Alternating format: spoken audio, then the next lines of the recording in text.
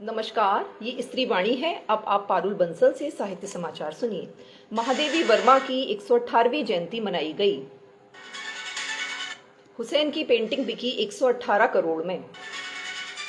भगत सिंह और विनोद कुमार शुक्ल को लेकर हुआ हिंदी की दुनिया में विवाद।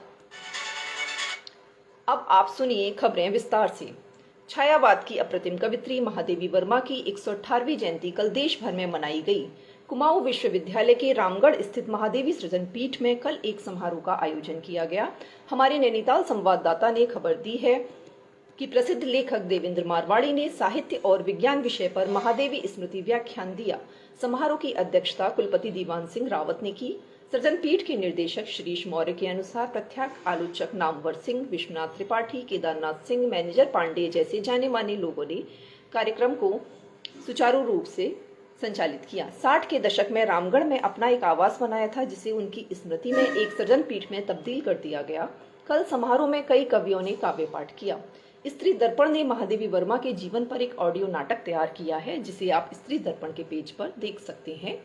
महादेवी वर्मा जी ने सिमोन द बुआ की 1949 में प्रकाशित पुस्तक सेकंड सेक्स से पहले श्रृंखला की कड़ियां पुस्तक लिखकर स्त्री विमर्श की आधारशिला रखी थी। पिछले दिनों हिंदी के यशस्वी लेखक विनोद कुमार शुक्ल को ज्ञानपीठ पुरस्कार दिए जाने की घोषणा की गई। उन्हें कलावादी लेखक सिद्ध किया, जिसका विरोध प्रसिद्ध पत्रकार ओम थानवी ने किया। इसके बाद कुछ लेखक शुक्ल जी के समर्थन में आए तो कुछ विरोध में उतर आए। थानवी ने श्री शुक्ल के समर्थन में विष्णु खरे का भी फेसबुक पर लेख पोस्ट किया।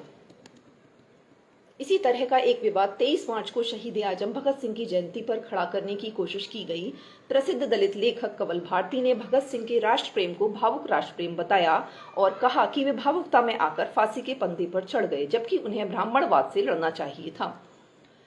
प्रयाग संवाददाता ने खबर दी है कि आज 18वां सत्यप्रकाश मिश्र स्मृति व्याख्यान प्रसिद्ध दलित चिंतक कंवल भारती ने दिया। उन्होंने संविधान, संविधानवाद और अंबेडकर पर अपने विचार व्यक्त किए।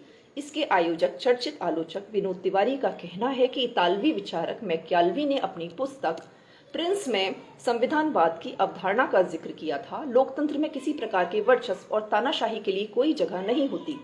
विश्व परिषद चित्रकार मकबूल फिदा हुसैन की एक पेंटिंग पिछले दिनों 118 करोड़ में नीलाम की गई और उनकी काफी कलाकृतियों की मांग भी बढ़ रही है। राष्ट्रीय नाट्य विद्यालय ने पहली बार दिल्ली में आदिवासी संस्कृति को बढ़ावा देने के लिए आदि रंग महोत्सव आयोजित किया, जिसमें महान क्रांतिकारी एवं महानायक बिरसा मुंडा पर नाटक का मंचन किया गया। विश्व रंगमंच दिवस पर आकाशवाणी भवन में सोहनी महिवाल नाटक का मंचन किया गया, जिसका निर्देशन काजल सूरी ने किया। हिंदी के प्रसिद्ध लेखक पुरुषोत्तम अग्रवाल को गत दिनों बेगूसराय में नामवर सिंह सम्मान से सम्मानित किया गया। इस अवसर पर श्री अग्रवाल ने लोक सेवा आयोग के जो सदस्य रह चुके हैं और कबीर के विशेषज्ञ भी माने जाते हैं। हमारे दिल्ली संवाददाता ने खबर दी है कि प्रसिद्ध रंगकर्मी, पत्रकार, अनुवादक शांता गोखले को गत दिनों दिल्ली में Meta theatre life time achievement पुरस्कार से नवाजा गया। राजधानी में 37वां कथक महोत्सव आयोजित हुआ, जिसमें शाश्वती सेन, शोभना नारायण, कुमकुमधर, मालती श्याम जैसी नृत्यांगनाओं ने भाग लिया। 6 दिन तक चले महोत्सव में कथक से जुड़े विभिन्न मुद्दों पर चर्चा भी हुई। बनारस में जिस प्रगतिशील लेखक संघ के स्थापना समारोह की अध्यक्षता की गई थी, उसके संस्थापकों में केवल सज्जाद जहीर ही नहीं बल्कि उर्दू की कथाकार रशीद जहां भी थी। सज्जाद जहीर द्वारा संपादित अंगारों में रशीद जहां की एक कहानी छपी थी। यह किताब अंग्रेजों ने जब्त कर ली थी। विनीत तिवारी द्वारा संपादित प्रगतिशील लेखक संघ की पत्रिका वसुधा में दिल्ली विश्वविद्यालय की शिक्षक अदिति भारद्वाज ने राशिद जहां पर एक लंबा लेख लिखा है, जिसमें उन्होंने इस भूली बिसरी लेखिका के अवदान का जिक्र भी किया है और बताया है कि राशिद जहां प्रगतिशील लेखक संघ के संस्थापक भी थे। अब्बास का नेहरू जी पर लिखा गया यादगार संस्मरण भी है, जिससे पता चलता है कि जब अब्बास साहब ने मुन्ना फिल्म बनाई थी तो नेहरू जी ने राष्ट्रपति भवन में उसके शो का आयोजन किया था और उसे खुद भी देखा था।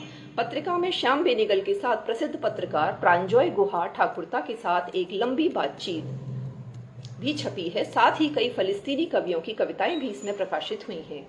हमारे लखनऊ संवाददाता ने खबर दी है कि पिछले दिनों संगीत नाटक अकेडमी लखनऊ तथा आर्ट एंड कल्चर सोसाइटी एवं इलाहाबाद संग्रहालय प्रयागराज के संयुक्त तत्वावधान में 2 दिवसीय आयोजन किया गया, जिसमें रामदास, अभय सुपारी आदि ने श्रोताओं का मन मोह लिया। उत्तर प्रदेश संगीत नाटक अकादमी ने विश्व कठपुतली दिवस के अवसर पर गुलाबों, सिताबों एवं अलादीन का मंचन किया। इसके निर्देशक प्रदीप नाथ त्रिपाठी थे। युवा नृत्यांगना पुनीता शर्मा 31 मार्च को गालिब के जीवन पर एक नृत्य नाटिका पेश करेंगी। निर्देशन और आलेख दानिश इकबाल का है। आज विश्व रंग दिवस है। इस मौके पर दिल्ली में प्रसिद्ध रंगकर्मी अरविंद गौड़ ने मंटो की कहानियों पर आधारित नाटकों का भी मंचन किया। रंगकर्मी परवेज अख्तर का सुझाव है कि 3 अप्रैल को भारतीय रंग दिवस मनाना चाहिए, क्योंकि हिंदी का पहला नाटक जानकी मंगलदास का मंचन उस दिन हुआ था। पटना में मीना कुमारी के जीवन पर आधारित नाटक चांद तन्हा आसमां तन्हा होने जा रहा है। आज महात्मा गांधी अंतर्राष्ट्रीय हिंदी विश्वविद्यालय वर्धा में पहला धर्मपाल स्मृति व्याख्यान कृष्ण कुमार सिंह ने दिया। 29 मार्च को बेंगलोर में प्रख्यात सुरबहार वादक अन्नपूर्णा देवी पर फिल्म दिखाई जाएगी। वे महान कलाकार अलाउद्दीन खान की पुत्री एवं पंडित रविशंकर, रुकावट के लिए खेद है, पंडित रविशंकर की पत्नी थी। वह निखिल बनर्जी एवं हरिप्रसाद चौरसिया की गुरु भी थी। अंत में फलस्तीनी लेखक की काफिर कासमी की एक फलस्तीनी कविता, जिस दिन मैं मारा जाऊंगा मेरे कातिल मेरी जेबों को टटेलते हुए पाएंगे सफरी टिकट। एक अमन के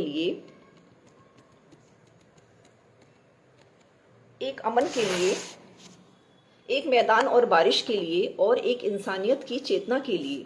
जय हिंद। अगली बार मिलते हैं नई खबरों के साथ। स्वस्थ रहें, सुरक्षित रहें। समाचार संकलन अरविंद कुमार।